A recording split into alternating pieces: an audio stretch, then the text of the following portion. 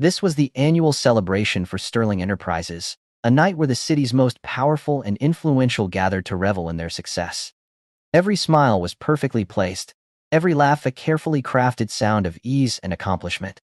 In stark contrast, near the service entrance, Alara moved with the practiced quietness of someone who knew her place was not in the spotlight. Her uniform, a simple, dark tunic over practical trousers, made her almost invisible against the deep shadows of the room. She guided her cleaning cart, its wheels making a hushed whisper against the rich carpet, a ghost in a vibrant dream. Her hands, rough from years of manual labor, gripped the cart's handle, a testament to a life lived far from this gleaming spectacle. Her eyes, the color of twilight, held a deep weariness, yet also a quiet watchfulness as she observed the lavish scene. She saw the designer clothes, the expensive watches, the effortless charm of people for whom money was an afterthought. This was a world away from her own, a world she only touched when she wiped away its spills. Alara's days were a relentless cycle of work. She held down 2 jobs, sometimes piecing together a third, all to stitch together enough earnings for her family. Her younger sister, Maya, relied on her for life-saving medicine, a constant, heavy weight on Alara's heart and budget. Her mother, whose hands were now too frail to work, depended entirely on Alara's meager wages. Every coin was counted, every purchase carefully considered. Luxuries were not even a thought, merely fantasies glimpsed in the glossy magazines left behind by guests. Tonight, as she emptied silver bins filled with discarded cocktail napkins and wiped away the faint rings of champagne from polished mahogany tables, the divide between her world and theirs felt wider than ever. It was like looking through a thick pane of glass at a feast she could never join. Yet, despite the exhaustion that settled deep in her bones, Alara carried her burdens with a quiet strength, a dignity that most in this room, lost in their own glittering self-importance, failed to notice. She was a silent anchor in a swirling sea of excess. The center of all this brilliance, Mr. Sterling himself, stood on a slightly raised platform, a king on his throne. He was a man of impressive build, his presence filling the space with his booming laugh and confident pronouncements. His silver hair, carefully swept back, gleamed under the lights. His tailored suit seemed to fit him like a second skin, a testament to his wealth and power. He held a crystal glass, the amber liquid within swirling as he gestured grandly. Every eye sought his, every ear strained to catch his words. He was the undisputed master of this domain, and he reveled in the adoration of his court. Mr. Sterling raised his glass higher, a signal for silence. The chatter faded, though a few lingering whispers remained, like echoes in a grand hall. Everyone leaned in, eager for his next pronouncement. Mr. Sterling said, "My esteemed colleagues, my dear friends, another year, another resounding triumph for Sterling Enterprises." A wave of polite, rehearsed applause washed over the room. Mr. Sterling said, "But tonight, let us perhaps turn our attention to something a little less predictable, a little more entertaining." A curious ripple spread through the crowd. What new extravagance did Mr. Sterling have in store? A surprise performance? A daring act? Their faces lit up with the thrill of novelty. Mr. Sterling's gaze drifted, seemingly at random, across the glittering room. It paused, just for a moment, on Alara, who was quietly wiping a smudge from a nearby table. He saw her, then his eyes flickered past, as if she were merely a part of the background. But then, a thought seemed to strike him, a mischievous spark igniting in his eyes. His gaze snapped back to Alara, and a wide, almost predatory smile stretched across his face.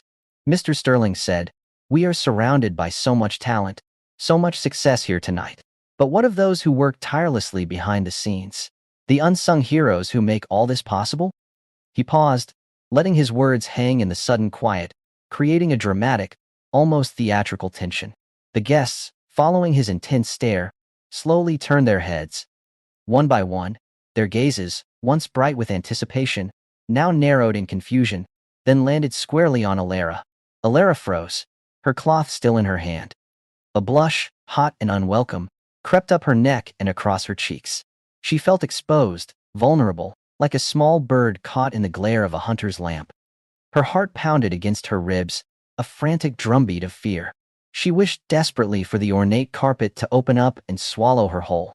She was just the janitor, a shadow, Why was he shining such a harsh, unwelcome light on her? She wanted to shrink, to disappear into the very shadows she often occupied. Mr. Sterling's voice boomed again, carrying a playful, yet undeniably condescending, tone that made the air feel thin. Mr. Sterling said, our dedicated staff, for instance. Without their tireless efforts, this magnificent event would simply fall apart, wouldn't it? A few guests offered faint, awkward smiles, sensing the uncomfortable shift in mood.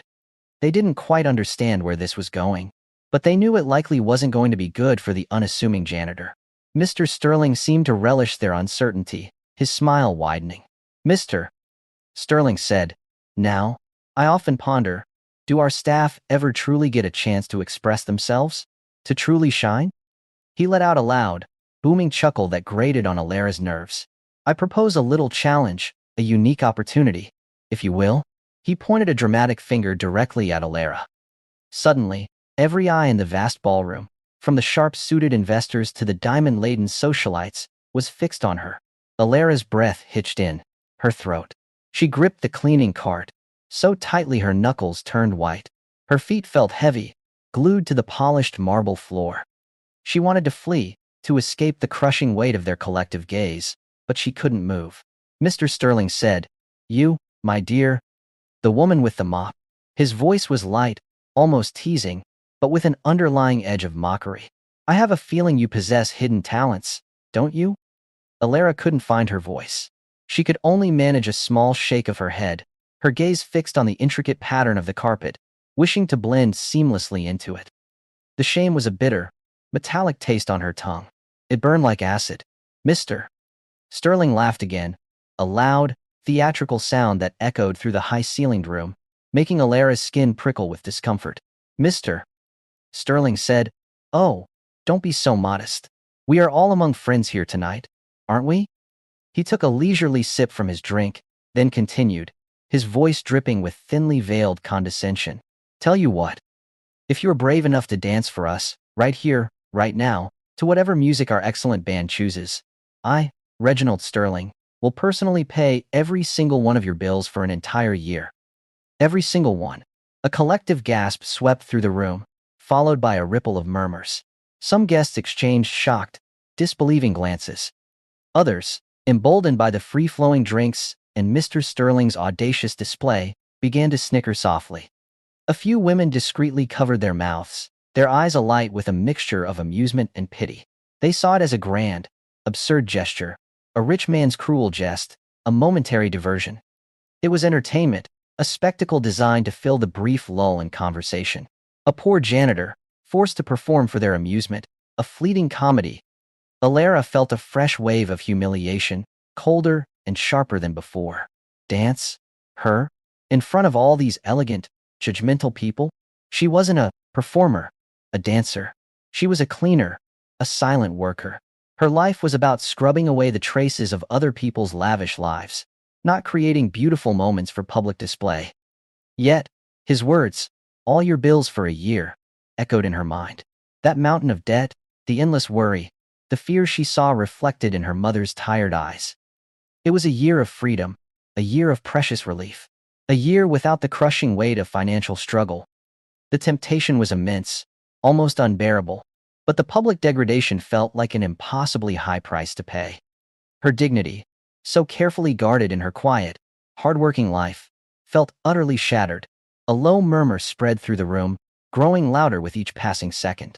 A man near the stage, Mr.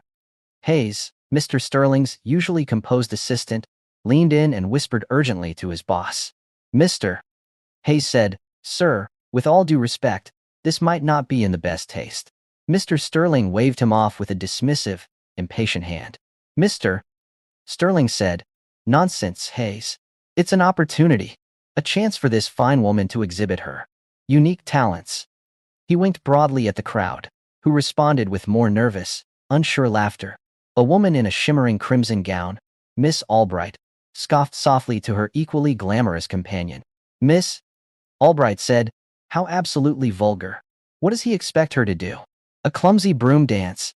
Her friend giggled, covering her mouth with a manicured hand. Alara looked down at her worn, calloused hands, then slowly lifted her gaze to meet Mr. Sterling's sneering face. She saw the challenge burning in his eyes, the absolute certainty that she would fail, that she would be nothing more than an awkward, embarrassing spectacle. She saw the amusement, the pity, even the contempt in the faces of the guests.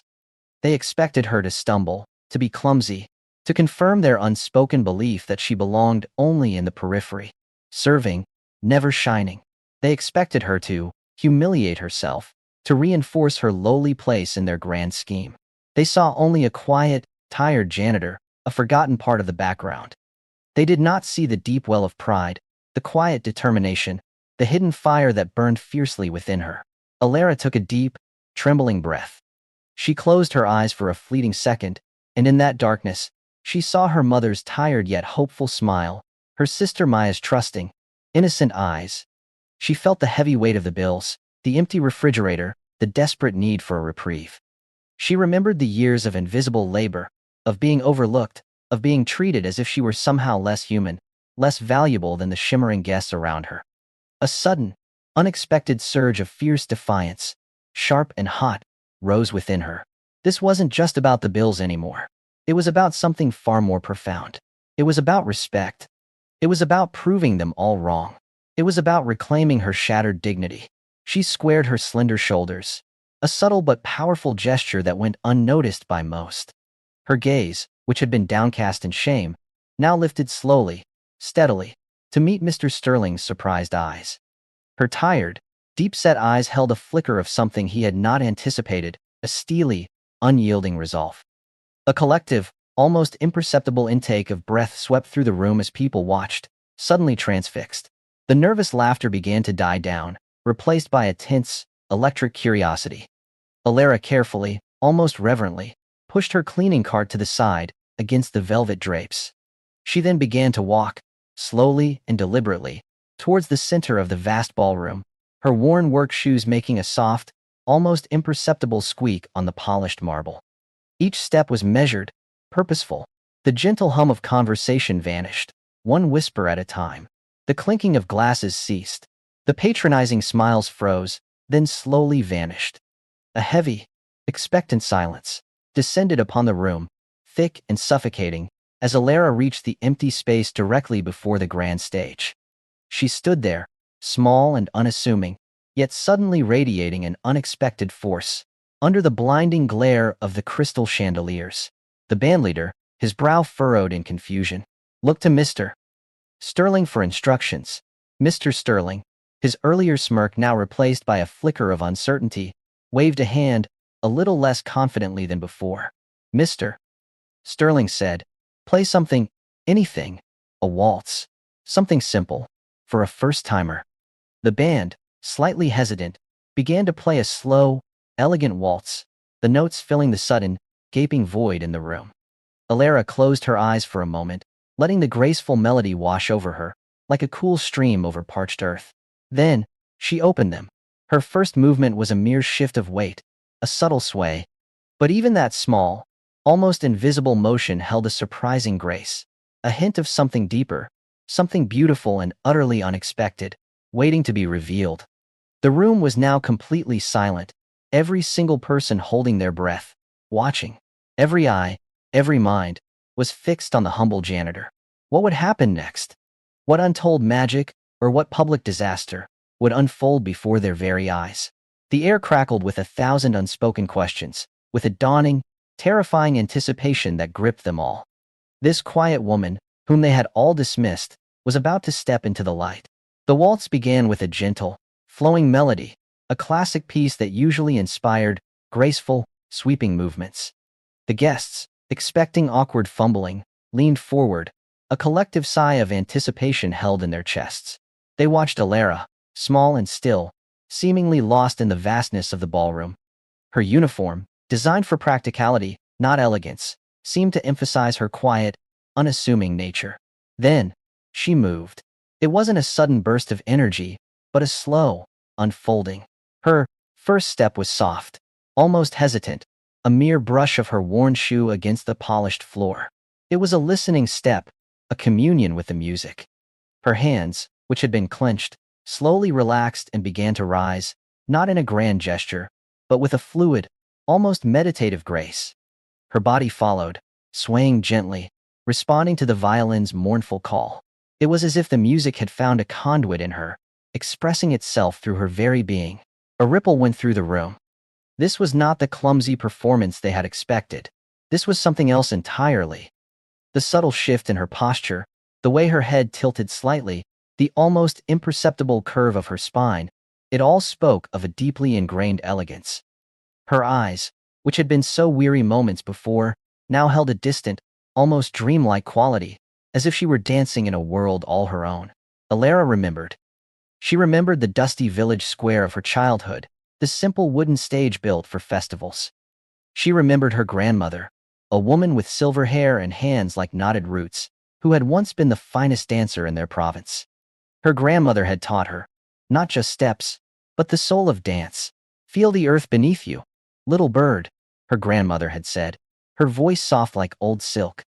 Let the music enter your heart, and then, let it speak through your feet.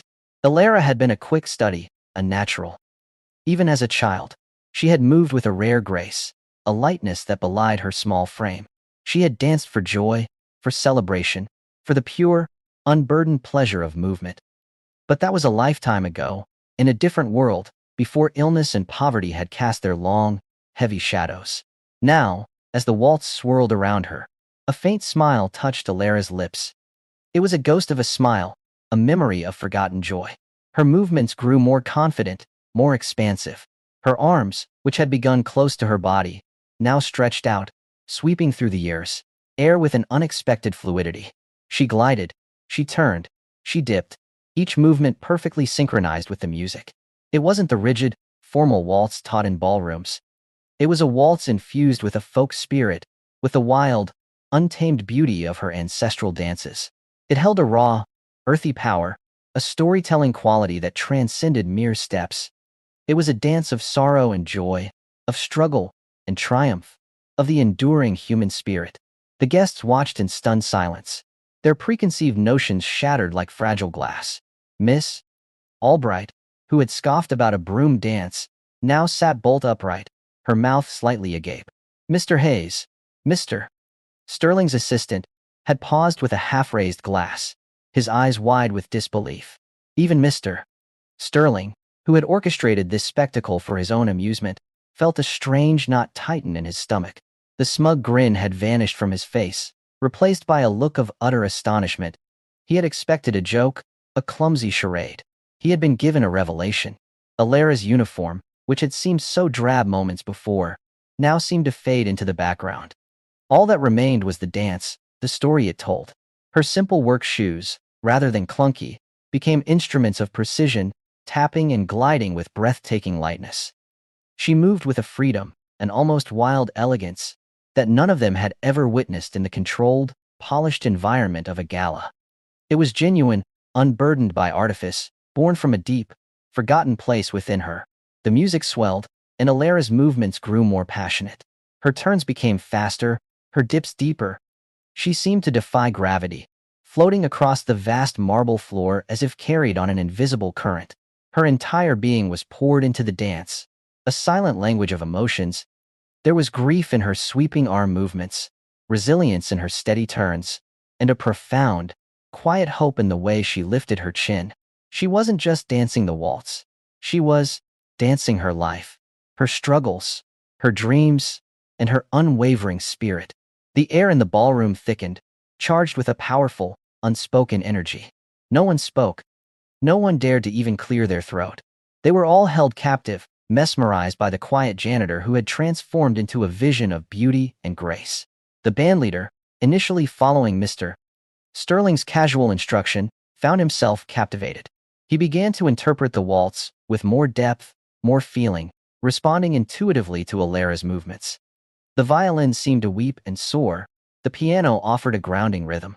It was a spontaneous duet, a conversation between music and movement, each feeding the other. The band members, usually bored with playing background music, were now deeply engaged, their eyes fixed on Alara, their instruments singing with renewed passion. As the waltz neared its end, Alara's dance intensified, reaching a crescendo of emotion. Her final sequence was a blur of motion, a flurry of turns and elegant steps, culminating in a dramatic, almost defiant pause. She stood perfectly still, arms outstretched, head held high, her chest heaving slightly from the effort.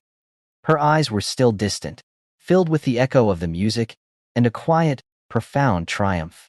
The last note of the waltz hung in the air, a shimmering chord that slowly faded into silence. The ballroom remained utterly still. No applause, no whispers, just a profound, stunned silence. The guests, who moments ago had been poised to mock, were now frozen, their faces etched with a mixture of awe, regret, and utter disbelief. They had expected a spectacle of humiliation. They had witnessed a spectacle of transcendent art. Mr. Sterling stood on the stage, his hand still holding his drink, which he had forgotten to raise. His jaw hung slightly open. The blood had drained from his face, leaving it pale and drawn. His expensive suit suddenly felt too tight, his silver hair too stiff. The woman he had intended to mock, to use as a pawn in his trivial amusement, had not only defied his expectations but had utterly eclipsed them. She had not only danced, she had soared. She had not only performed, she had transformed. She had not only silenced the room, she had spoken to their very souls, revealing a beauty they had been too blind to see. A single tear, unbidden, traced a path down Alara's cheek. It was a tear not of sorrow, but of release. For years, she had carried the weight of her family's struggles, the burden of being invisible. But in these few minutes, she had not been invisible. She had been seen, truly seen, not as a janitor, but as an artist, a woman of grace and power. The dance had been more than just steps. It had been a scream, a prayer, a declaration. It had stripped away her uniform, her circumstances, and revealed the vibrant, undefeated spirit beneath. She slowly lowered her arms, breaking the spell. Her gaze swept across the silent faces in the room, seeing their shock, their dawning understanding. For a moment, their judgment was gone, replaced by a grudging respect. Then, her eyes met Mr. Sterling's. His eyes, usually sharp and arrogant, now held a hint of something akin to shame, perhaps even fear. Fear of what she had revealed about him, about them all. Alara took another deep breath, letting the moment settle around her. The silence was still heavy, but it was no longer tense. It was reverent. Her body, though tired, felt lighter, as if a great weight had been lifted. The music had freed a part of her she thought was lost forever. The silence, now, was her answer. It was her victory. It was the moment the world shifted on its axis, just a little. She had not just danced for her bills, she had danced for her soul. And in doing so, she had exposed the true cost of dignity. She had shown them that grace could exist in the most unexpected places, that true strength often wore the uniform of quiet service. Slowly, carefully, Alara began to walk back towards her cleaning cart, her worn shoes once again scuffing softly on the marble. The spell was broken, but its echoes lingered. The guests remained unmoving, unsure how to react. They had just witnessed something profound, something that challenged their neatly ordered world. The janitor, whom they had dismissed, had stood before them and, without a single word, demanded their respect. And she had won it. The question now was, what would Mr. Sterling do? How would he respond to this unexpected, magnificent defiance? The grand gesture he had made, the cruel joke he had intended, had backfired spectacularly. The spotlight had shifted, and he was no longer the one in control. The power had subtly changed hands. Everyone in the room sensed it. The silence continued, thick with unspoken thoughts and newfound respect. Alara reached her cart and gently placed her hand on its worn handle, her posture still holding a trace of the dancer's grace. Her eyes, no longer distant, now held a quiet triumph. She had taken a step, and in doing so, she had moved mountains. The room waited. Mr. Sterling cleared his throat, a small, tentative sound that seemed to shatter the profound stillness. The moment of truth had arrived. The game was no longer amusing, it was deadly serious. The contract, unspoken but understood, hung in the air. He had made a promise, and now, he had to honor it, or face the consequences of his own arrogance. Mr. Sterling finally moved, a jerky, uncertain motion. He cleared his throat again, a sound that seemed to scrape against the profound silence of the room. He looked at Alara, then at the stunned faces of his guests, then back at Alara. The arrogance that had been his constant companion seemed to have evaporated, replaced by a flicker of confusion, then something akin to genuine respect, and perhaps even a grudging admiration. His planned humiliation had become his own humbling. He walked slowly from the stage, his usual confident stride now hesitant, his shoulders slightly slumped. He stopped a few feet from Alara, who stood beside her cleaning cart, her posture still regal despite her worn uniform. Their eyes met again, and this time, there was no mockery in his gaze, only a deep, unsettling quietness. "Mr. Sterling said, I owe you an apology." His voice, usually booming, was now a low, almost reluctant murmur. It was barely audible, yet everyone in the silent room heard it. It was a confession, a surrender. He, the great Mr. Sterling, was apologizing to his janitor. The shift in power, the complete reversal of roles, was palpable. A collective sigh seemed to sweep through the guests, a release of the tension that had gripped them. They exchanged bewildered glances. This was not the Mr. Sterling they knew. This was a man stripped bare, confronted with the unexpected truth of his own misjudgment. "Mr. Sterling said, that was extraordinary." He struggled for words, searching for a way to articulate what he had just witnessed. "Truly extraordinary. I had no idea." He paused, running a hand through his carefully coiffed silver hair, dislodging a few strands. "I made a foolish assumption, a cruel jest. And you showed me." He extended a hand, not in greeting, but in an unspoken gesture of offering. "Mr.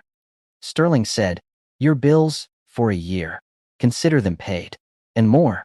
Alara looked at his outstretched hand, then into his eyes. She saw the sincerity there, the genuine remorse. But she also saw something else, a lingering shadow of the man he was, the man who had thought so little of her. The money was important, vital even, but it wasn't the only thing at stake. Alara said, "It wasn't just about the bills, Mr. Sterling." Her voice was soft, but carried a surprising strength that cut through the silence. "It was about dignity, about being seen." Mr. Sterling flinched, as if her words were physical blows. He lowered his hand slowly. He understood. He had not only underestimated her talent, but he had insulted her very being. "Mr.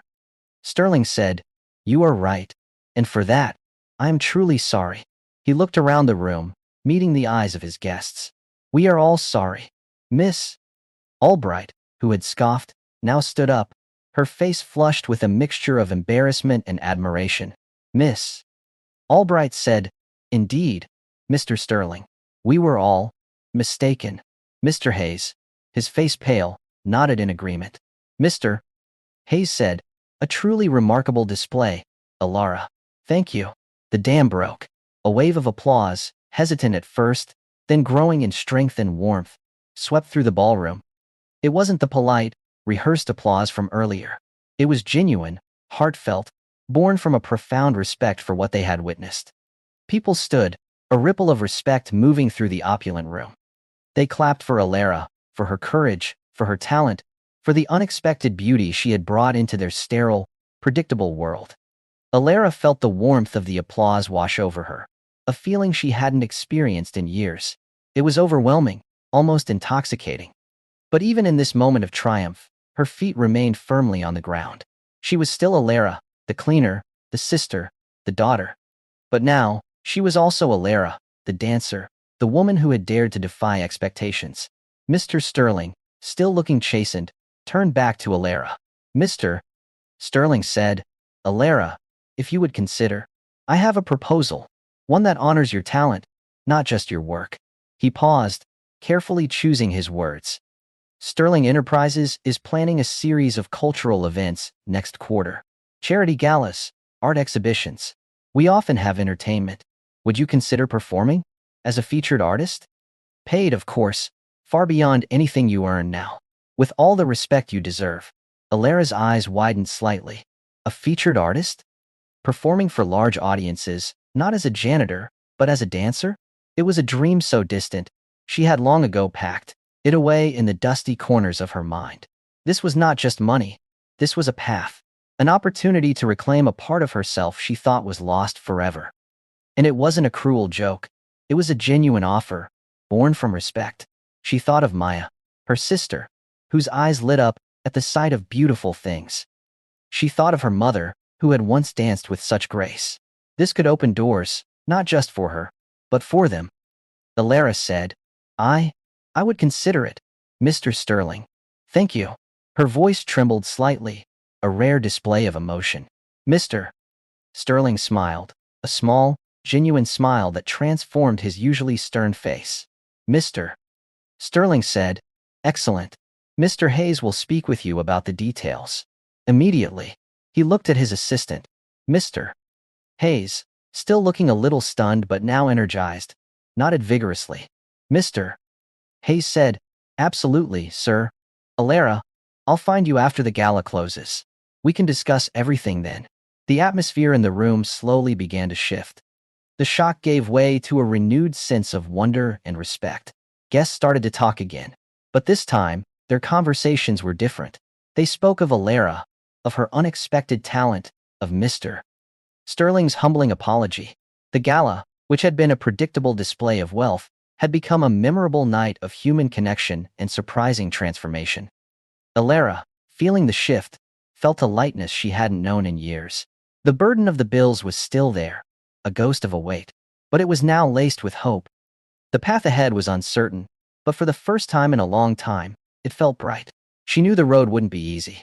She would have to relearn, retrain, find the strength and stamina she had lost. But the fire, once a faint ember, had been rekindled. As the band started to play a softer, more reflective tune, guests slowly began to mingle again. But many kept glancing at Alara. She was no longer invisible. She was the woman who had danced, and in doing so, had changed the very air of the ballroom.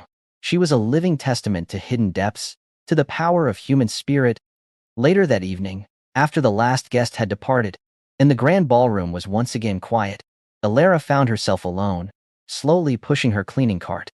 The chandeliers still glittered, but the magic of the evening had faded, leaving only the quiet echoes of what had transpired. Mr. Hayes approached her, a file in his hand. Mr. Hayes said, Alara, may I have a moment? Alara stopped her cart. Alara said, of course, Mr. Hayes. Mr. Hayes smiled, a genuine, kind smile. Mr. Hayes said, I have to say, Alara, that was truly breathtaking. I've never seen anything like it. He opened the file. Mr. Sterling was quite serious. We've already drafted a preliminary agreement for your performance. And as for your bills, we've started the process. We'll need a list, of course, but consider it handled. The payment will be directly to the creditors, ensuring everything is cleared. Alara's breath hitched. It was real. It wasn't a dream. The weight, the constant gnawing worry, was actually lifting. A year of no bills. A chance to focus on Maya, on her mother, on her own burgeoning new path. Tears welled up in her eyes, but this time, they were tears of overwhelming relief and gratitude. Alara said, thank you, Mr. Hayes. Thank you so much. Her voice cracked with emotion. Mr. Hayes said, no, Alara, thank you. You reminded us all of something important tonight. Something we had forgotten. He paused. Mr. Sterling, for all his bluster, has a genuine sense of honor. When he makes a promise, he keeps it, especially after a display like that. He handed her a card. Mr. Hayes said, this is my direct number. Call me tomorrow, anytime. We'll set up a meeting to discuss the performance details. We're thinking of starting small, a few private events, then building up to larger galas. Mr. Sterling is already quite enthusiastic about featuring. Alara took the card, her fingers trembling slightly. It felt heavy in her hand, like a key to a new future. Alara said, I will, Mr. Hayes. Thank you. As Mr. Hayes left, Alara looked around the empty ballroom. It still held the scent of expensive perfume and lingering champagne, but now, it also held the scent of possibility. She looked at her cleaning cart, her tools of a life she was slowly, gracefully, leaving behind. The mop, the bucket, the rags, they were symbols of her struggle, but also of her resilience. She hadn't left them behind entirely, not yet, but she had taken a step towards a different life, a life where her art, her passion, her true self, could finally shine. She closed her eyes, and in the quiet of the empty ballroom, she imagined the music starting again, not a waltz this time, but something vibrant and free. She imagined herself dancing, not for a challenge, not for bills, but for the pure, unadulterated joy of it. The path ahead was still uncertain, but the fear had been replaced by a quiet, determined hope. The janitor had danced, and in doing so, she had not only secured her family's immediate future, but had also begun to reclaim her own. The opulent ballroom, usually a stage for the powerful, had become a crucible of transformation for the quiet, unassuming woman who kept its floors clean. The memory of her dance would linger in the minds of everyone present, a potent reminder that true value often lies hidden beneath the surface, waiting for a chance to emerge. The night had changed her, but it had also, perhaps, changed them all. The echoes of her movements still resonated in the polished halls, a silent promise of things to come. The quiet dignity she carried, always present, had finally found its voice, not in words, but in the most beautiful language of all. The morning after the gala dawned bright and clear, but for Alara, the world felt entirely new. She woke not to the familiar pang of anxiety about rent, or Maya's, and medicine, but to a buzzing hum of anticipation. The card Mr. Hayes had given her lay on her small bedside table, its crisp white promising a future she had only dared to dream about in her youth. She made her usual simple breakfast, but with a lightness in her step that hadn't been there for years. Her mother, sitting at the small kitchen table, noticed the change immediately. Her mother said, "Alara, you look different. What happened last night?" Her voice was soft, laced with a mother's gentle worry. Alara hesitated, then a wide smile spread across her face, a genuine, unburdened smile that transformed her weary features. Alara said, "Mother, something incredible happened. I danced." Her mother's eyes, usually clouded with fatigue, brightened. Her mother said, "You danced? Like you used to? For real?" A wistful look crossed her face, remembering Alara's childhood talent. Alara said, "Yes. And Mr. Sterling, he promised to pay all our bills for a year, and he offered me a job as a dancer for his company's events." Her mother gasped, pressing a hand to her chest. Her mother said, "All our bills? Alara, are you serious? Is this a dream?" Alara said, "It's real, Mother. Mr. Hayes, his assistant, he gave me his card. I'm supposed to call him today." Tears welled in her mother's eyes, but they were tears of pure joy and relief. The constant, crushing burden that had aged her beyond her years seemed to lift, just for a moment. Her mother said, "Thank the heavens. Oh, Alara, my brave girl. I always knew you had that fire in you. Always." She reached out, taking Alara's hand and squeezing it tightly. "This is a new beginning." Later that day, Alara, heart pounding, dialed Mr. Hayes' number. He answered on the second ring, his voice warm and efficient. "Mr. Hayes said, 'Alara? Good morning. I was hoping you'd call.'" Alara said, "Good morning, Mr. Hayes. I'm calling about the offer." Mr. Hayes said, "Excellent. Let's arrange to meet tomorrow afternoon at Sterling Enterprises headquarters. We can go over the financial details and discuss the specifics of your performance schedule. Mr. Sterling is very keen to finalize this." The meeting the next day was a whirlwind. Alara walked into the sleek, modern offices of Sterling Enterprises, a world away from the grand ballroom's old-world opulence. Mr. Hayes greeted her with genuine warmth. They sat in a glass-walled conference room overlooking the bustling city. The contract laid out before her was astonishing. Not only were her family's bills to be covered for a full year, but her new role as a featured artist came with a substantial salary, benefits, and a flexible schedule that would allow her time to reconnect with her passion for dance. Mr. Hayes said, "Alara, this isn't just a charitable gesture from Mr. Sterling. He genuinely believes in your talent. He wants to showcase it. We've already had inquiries from other organizations about booking you." Alara could barely believe it. It felt surreal, like she was reading someone else's life story. Alara said, I don't know what to say." Mr. Hayes said, "Just sign. Alara, this is your moment. You earned it." With a trembling hand, Alara signed the contract. It wasn't just a piece of paper. It was a promise, a bridge to a brighter future. As she left the Sterling Enterprises building, the city outside seemed to hum with a different energy, a symphony of new possibilities. The first few weeks were a delicate balance.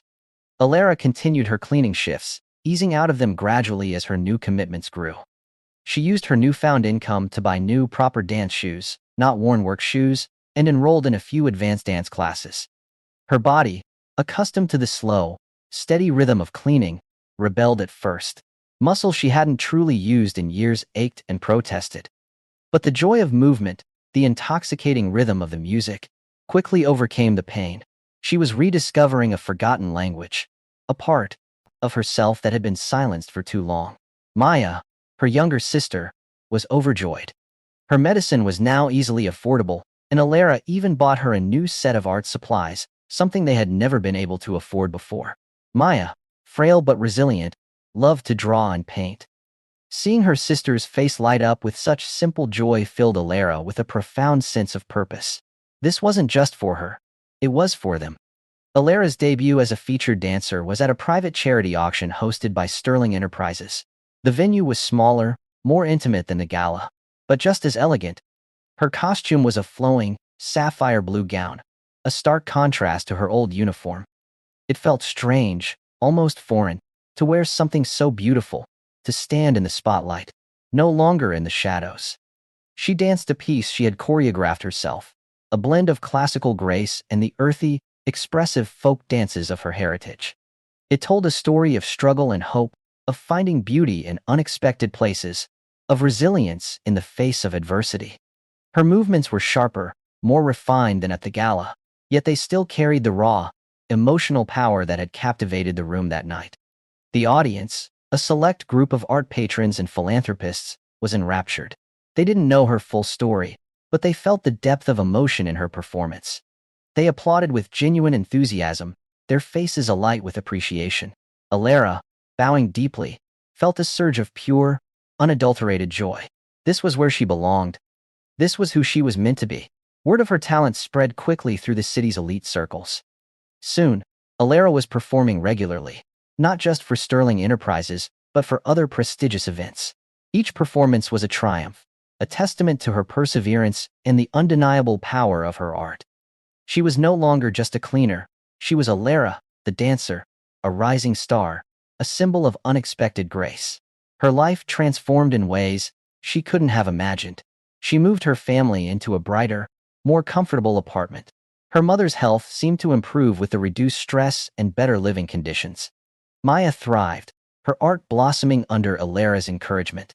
The shadows of poverty and worry began to recede, replaced by the light of security and hope. But Alara never forgot where she came from. She often visited her old workplace, the Beaumont Hotel, not to clean, but to visit her former colleagues, sharing stories and offering advice. She sponsored dance scholarships for underprivileged children, wanting to give others the opportunities she had almost missed. She knew, deep in her heart, that her journey was a testament to how easily talent could be overlooked, how quickly dignity could be stripped away, and how important it was to fight for both. Mr. Sterling, surprisingly, became one of her most ardent supporters. He often attended her performances, his face no longer bearing the smug grin of a powerful CEO, but the thoughtful, appreciative expression of someone who had learned a valuable lesson. He had seen her as a joke, a pawn. She had, in turn, shown him the true meaning of grace and humility. Their relationship, initially born of a cruel challenge, had evolved into one of mutual respect. He had provided the stage, but she had provided the magic. One evening, after a particularly moving performance at a gala in Sterling Enterprises' honor, Mr. Sterling approached Alara backstage. Mr. Sterling said, "Alara, that was magnificent. Every time, you exceed expectations." Alara said, "Thank you, Mr. Sterling. I'm grateful for the opportunity you gave me." Mr. Sterling said, "Opportunity? No, Alara, you gave me the opportunity. The opportunity to see something truly beautiful, to learn something important about myself and about people." He paused, a rare vulnerability in his eyes. "I saw you as an object of amusement that night, a disposable part of the background. I was wrong, terribly wrong." Alara said, "We all have hidden depths, Mr. Sterling. Sometimes it just takes a moment of unusual circumstances to reveal them." Mr. Sterling chuckled, a softer, warmer sound than his old booming laugh. Mr. Sterling said, "Indeed. And you, Alara, revealed more than just depths. You revealed an entire ocean." He gestured around the elegant backstage area. "This is where you belong." Not in the shadows. Alara smiled. A genuine, radiant smile. Alara said, "The shadows were part of the journey, Mr. Sterling. They made the light all the sweeter." Her story became a quiet legend within the company, then spread beyond. It was a tale whispered in hushed tones about the night the janitor danced, and in doing so, brought a powerful CEO to his knees with humility. It was a story that reminded everyone that human worth was not defined by status or wealth, but by spirit, talent, and the courage to shine even when others tried to dim your light. Alara's journey was a testament to the fact that sometimes, the greatest transformations happen when the quietest voices finally get their chance to sing, or in her case, to dance. She had taken a challenge meant to demean her and turned it into her liberation. She had shown them all that true elegance was not in designer clothes, but in the strength of one's soul. Alara's story resonates far beyond the glittering ballrooms and corporate boardrooms where it first unfolded. It became a quiet legend, a powerful reminder etched into the collective memory of all who witnessed it.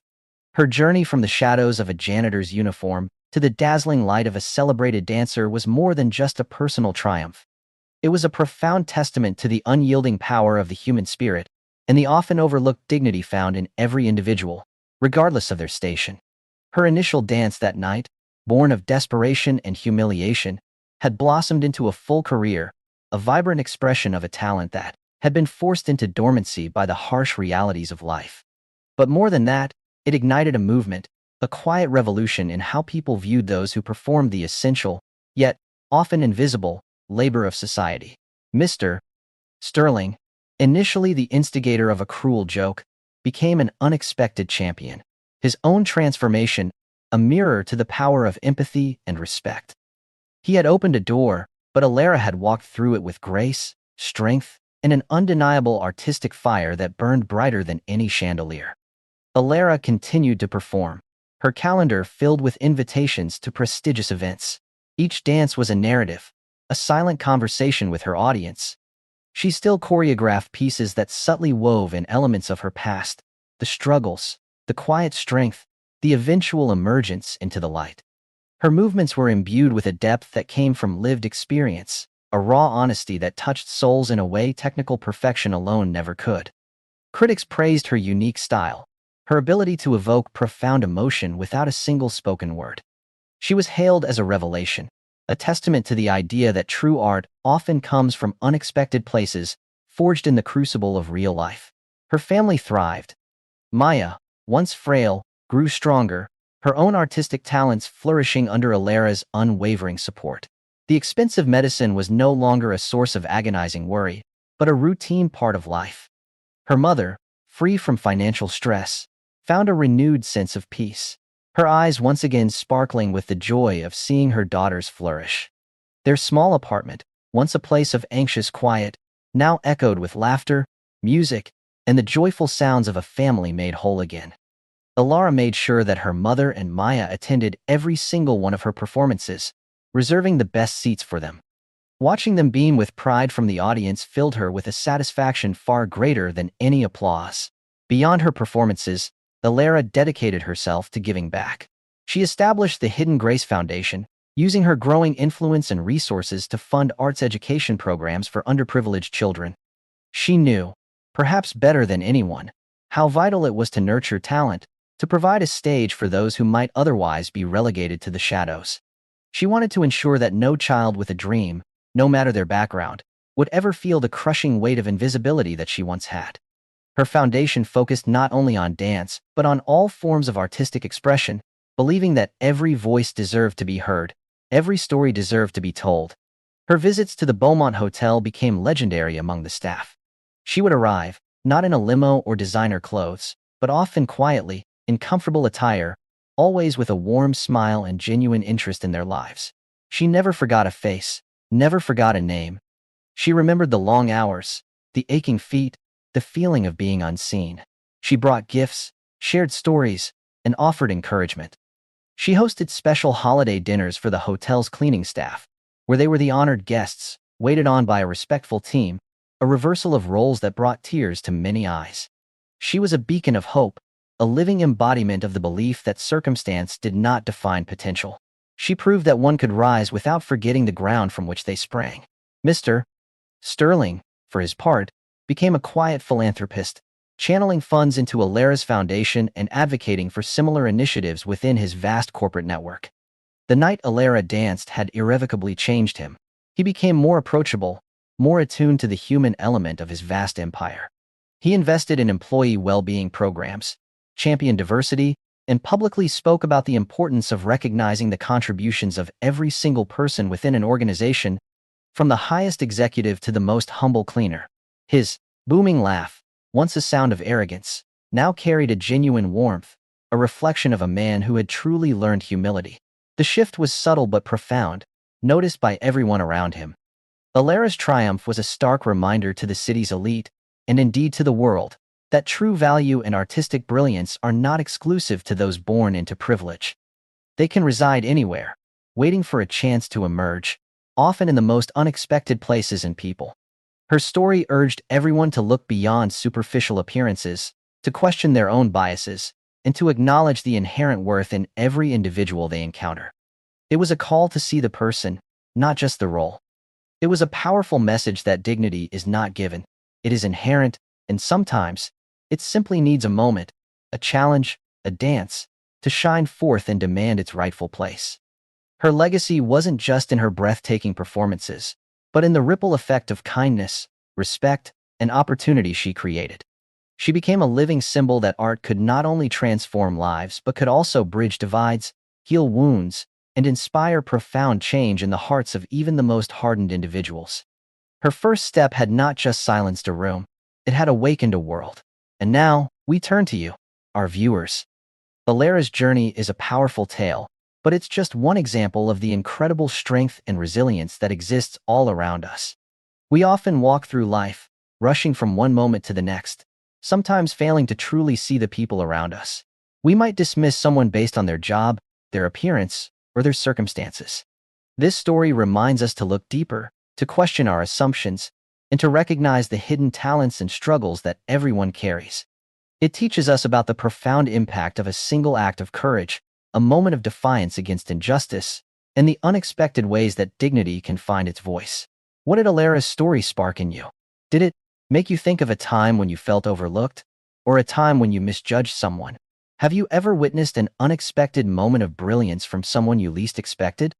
Or perhaps, you've been the one to surprise everyone with a hidden talent of your own. Share your thoughts in the comments below. We love hearing your personal stories and insights. What do you believe is the most important lesson we can take from Alara's experience? And where in the world are you watching this story from? Let us know your perspective and join our growing community. If this story touched your heart, if it inspired you, please consider giving this video a like. Liking helps more people discover these powerful narratives and helps our channel continue to bring you stories that inspire and challenge. If you want to dive deeper into tales of courage, transformation, and unexpected heroes, hit that subscribe button and ring the notification bell. By subscribing, you become a vital part of our community, ensuring you never miss another story that celebrates the extraordinary in the ordinary. Your support makes all the difference, allowing us to shine a light on the profound beauty of the human spirit. Thank you for watching, and remember, look closely, for grace often hides in plain sight.